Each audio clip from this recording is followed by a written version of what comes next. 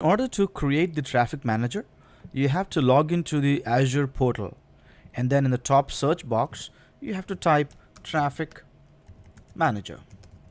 You will see something called traffic manager profiles here. Once you click on it, it will give you an option to create one traffic manager profile. So either you can click on add, or this button which is create traffic manager profiles. They will take you to the same page.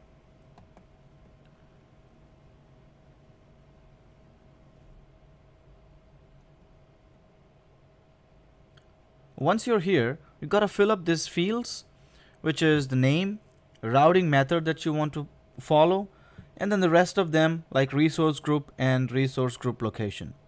So I'll give it a traffic manager name, naming as training app.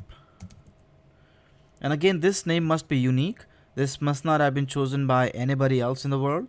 So it looks like since I got a checkbox here, which is green in color, that means this is accepted. The routing method, you may want to choose performance, weighted, priority, or geographic based on what you're looking for.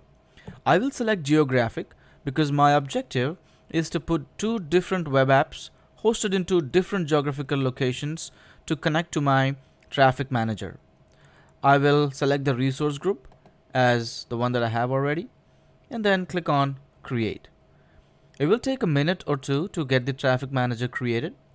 Once it is ready, we will have the endpoints for this traffic manager mapped to the applications that we have created in web apps.